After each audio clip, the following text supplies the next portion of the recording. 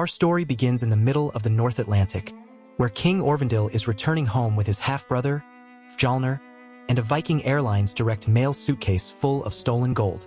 Orvindil, the typical Viking dad, gifts his son Amleth a necklace yanked straight from the neck of a defeated prince. Meanwhile, Fjalnir is in a bad mood because the court jester, Hymir, made a joke about him, because if there's one thing Vikings hate, it's being roasted. Orvindil, being an overly concerned father, decides to prepare Amleth for a glorious future by taking him through a deeply spiritual ritual. Basically, they howl like wolves and drink a mushroom tea that gives them some wild Doctor Strange-style visions. But this father-son bonding moment doesn't last long. The next morning, the plot twist arrives on horseback. Fjalnir betrays Orvindil, shoots him full of arrows, and finishes the job with a cheap shot. Amleth realizes his happy childhood is over and flees into the wilderness. He has a brief fight with Fëanor, one of Fjalnir's goons, and gives him the worst Christmas gift ever: a missing nose. Meanwhile, Fjalnir kidnaps Gudrun, Amleth's mother, and declares the boy dead. Pro tip: never underestimate an angry kid. Amleth sneaks onto the first boat he can find and swears vengeance. Fast forward a few years, and Amleth has become a shredded Viking who spends his days raiding villages and his weekends selling people at the slave market. Questionable grief-coping method, but okay. During one random raid, he meets a mysterious seeress who drops a cryptic prophecy in his lap. He learns that Fjalnir is no longer king because the people of Norway decided he sucked at ruling and booted him off to Iceland. Amleth sees a raven and takes it as a sign from fate, or, just a random bird. He disguises himself as a slave and boards a ship to his uncle's exile, accompanied by an interesting companion, Olga, a sorceress who quickly figures out Amleth is no ordinary farmhand. Upon arriving at Fjalnir's farm, Amleth discovers a disturbing truth. Gudrun is now married to his uncle, and plot twist, she seems perfectly fine with it. Amleth decides he will kill Fjalnir no matter what, but first he needs a decent weapon. So he fights a zombie to claim the legendary sword Draugr, a blade that can only be drawn at night. Back at the farm, Amleth is nearly exposed by Fjalnir's dog but solves the problem by growling at it. Best tactic? Probably not, but it works. He also witnesses Olga fending off Fjalnir's unwanted advances with old-fashioned trickery. Proof that even villains don't want to deal with consent issues.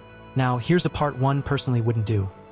Amleth could just stab Fjalnir at the first opportunity, but instead, he chooses to wait. He pretends to be a good slave, plays in a Viking version of football where murder is part of the game, and slowly spreads chaos. If I were him, I'd have settled things right then and there, using the nearest shield as a makeshift weapon. But hey, to each their own strategy. By the way, did you know Alexander Skarsgård trained for months for this role and even learned to row like a real Viking? Yep, Hollywood takes authenticity very seriously. Anyway, back to the story. Gunnar, furious about his team losing, tries to steal the ball but gets knocked out by an opponent who clearly takes sports way too seriously. Amleth, being a solid bro, steps in and handles the situation the traditional Viking way by killing someone. As a reward for his sportsmanship, Thorir promotes him from sweaty slave to VIP slave, meaning he works less, orders people around, and even gets to pick a woman. Fjalnir, not a fan of Olga's strong personality. Basically, he dislikes women who think for themselves, gives her up. Amleth, without hesitation, takes Olga for a romantic stroll into the woods, where their bond with nature gets intense. Later, Olga taps into the power of Mother Earth and finds some special mushrooms that are definitely not meant for pizza. Armed with these hallucinogenic mushrooms, Amleth kicks off his revenge plan in style. At night, he kills two of Gunnar's henchmen, arranges their bodies into a macabre sculpture, and watches as chaos unfolds. Gunnar blames the Christians, of course, but Fjalnir, having seen worse, remains skeptical. The local priestess inspects the scene and declares, "Yep, this was done by a hungry demon." Essentially, a Viking HR report on an unhappy employee. Things escalate further when Amleth turns the next night into a barking and howling festival, sending the animals into a frenzy. Fjalnir's dog snaps and attacks him, forcing the chief to send his pet to Valhalla. Meanwhile, Amleth saves a girl from execution, ties up the priestess, and sends the priest straight to the afterlife. If that's not a productive night, I don't know what is. The next day, the male slaves are promoted to makeshift security while Fjalnir and his warriors trip out violently from the magic mushrooms. Taking advantage of the distraction, Amleth visits his mother and learns a disturbing truth. His father, Orvindil, kidnapped and assaulted Gudrun, and she never loved him. In fact, she was the one who asked Mjolnir to kill the king. As if that wasn't traumatizing enough, she even tries to seduce Amleth and suggests an incestuous future on the throne.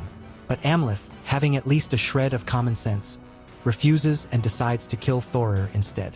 Afterward, he tells Olga he's going into hiding because his cover is blown.